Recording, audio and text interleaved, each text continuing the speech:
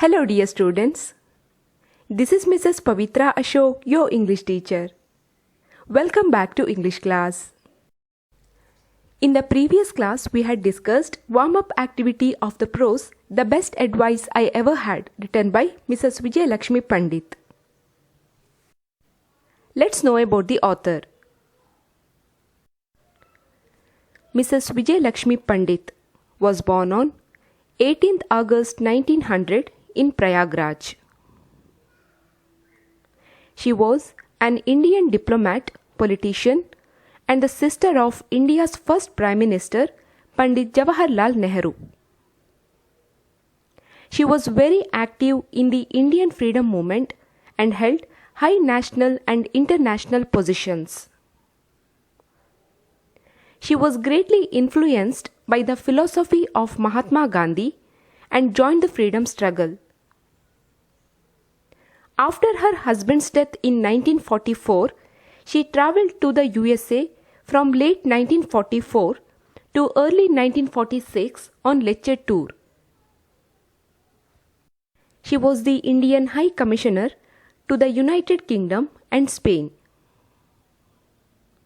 In 1953, she became the first woman president of the UN General Assembly. Mrs. Vijay Lakshmi Pandit passed away on 1st December 1990 in Dehradun. Dear students, in today's class, we are going to start the lesson The Best Advice I Ever Had, written by Mrs. Vijay Lakshmi Pandit. Please open your textbook, students. Page number 1.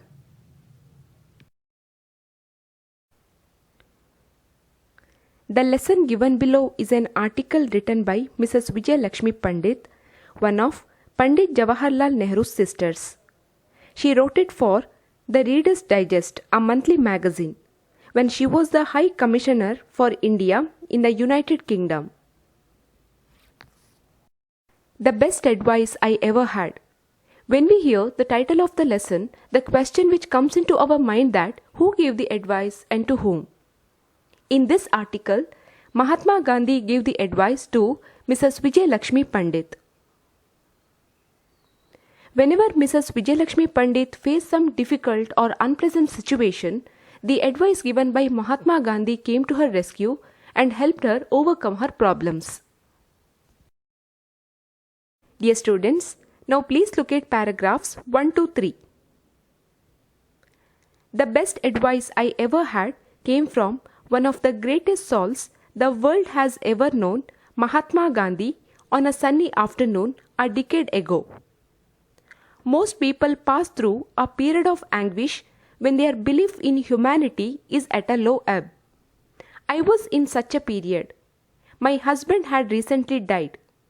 My deep sorrow over his loss was followed by the humiliating realization that, in the eyes of Indian law, I had no individual existence. Along with other Indian women, I had participated for years with men in the national struggle for freedom, working and suffering side by side with them until it had finally been achieved. Yet in law, we women were still recognized only through our relationship to men. Now, as a widow without a son, I was not entitled to any share of the family property, nor were my 2 daughters.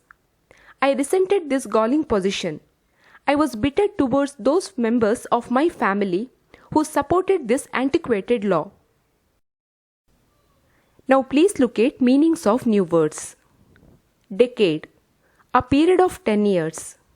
Anguish, severe mental or physical pain or suffering. At a low ebb, being low in spirit or at low level. Humiliating, embarrassing. Realization, understand. Resent, feel bitter about. Galling, annoying. Antiquated, outdated. The antiquated law referred to here is that only male heirs had the right to family property. A widow or daughters were not entitled to share any of the family property. Moving on to the explanation. The best advice I ever had is an article written by Mrs. Vijayalakshmi Pandit in which she received the best advice from Mahatma Gandhi one afternoon. In this article, Vijayalakshmi Pandit faced some of the hard and humiliating situations in her life. When she had lost her husband prematurely, she felt very sad about the Indian law because it was not at all helpful to her. Even her husband's family did not support her. The family share was not given to her as she was a widow with 2 daughters and without a son. At that time, Indian law was not helpful to women. Women were recognized only through their relationship with men. Even though Vijayalakshmi Pandit had participated for years with men in the national struggle for freedom, she was not at all recognized. So, she was very much upset about that. She also had bitterness towards her family members. One side, the Indian law was not helpful to her, and the other side, her family members did not support her.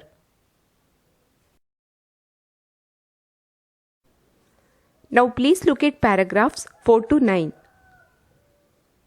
At this time, I went to pay my respects to Gandhiji and say goodbye before leaving for America to take part in a conference. After our talk, he asked, "Have you made your peace with your relatives?" I was amazed that he would take sides against me. "I have not quarreled with anyone," I replied, "but I refuse to have anything to do with those who take advantage of an outward law to create a difficult and humiliating situation for me." Gandhiji looked out of the window for a moment. Then he turned to me and smiled and said, "You will go and say goodbye because courtesy and decency demand this.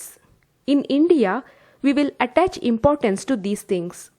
"No," I declared. "Not even to please you will I go to those who wish to harm me." "No one can harm you except yourself," he said, still smiling. "I see enough bitterness in your heart to cause you injury unless you check it." I remained silent and he continued, "You are going to a new country because you are unhappy and want to escape. Can you escape from yourself? Will you find happiness outside when there is bitterness in your heart? Think it over. Be a little humble. You have lost a loved one. That is sorrow enough.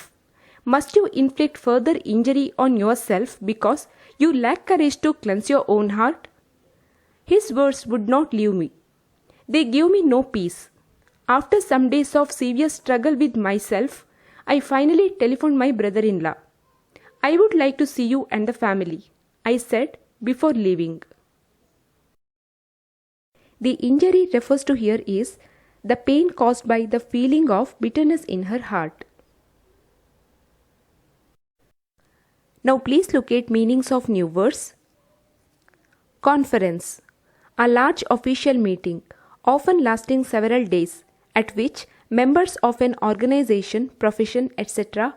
meet to discuss important matters. Courtesy, good manners, polite speech or action. Inflict, impose or cause. Moving on to the explanation. When she met Gandhiji, he made her realize the complexity of the situation and advised her to overcome it. He also told her to go and meet her family members to say goodbye because decency and courtesy demand that. Vijayalakshmi Pandit did not agree with him, as she had a thought of she would not go to those who wished to harm her.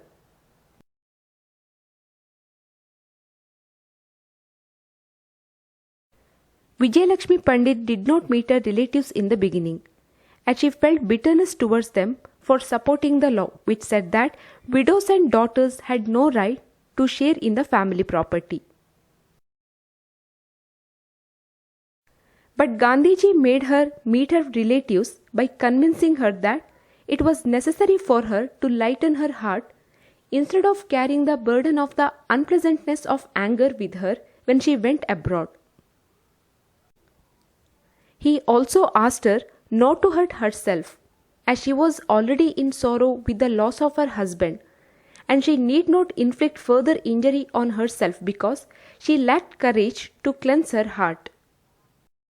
Then Gandhiji said, "No one can harm her except herself." By asking several questions, he pointed out the importance of making peace with others. Forgiving others is the only way to keep us in peace. His advice gradually changed her life. After hearing the advice of Gandhiji, she phoned her brother-in-law.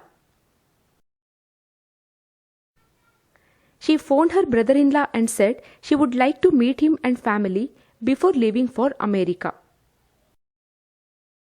After listening to the advice of Gandhiji, she finally agreed to go and meet her family members.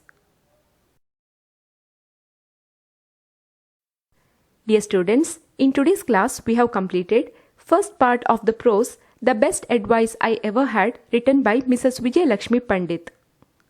I'll continue the second part in the next session. Now, I am going to end up this session. Bye for now. Thank you. Have a wonderful day.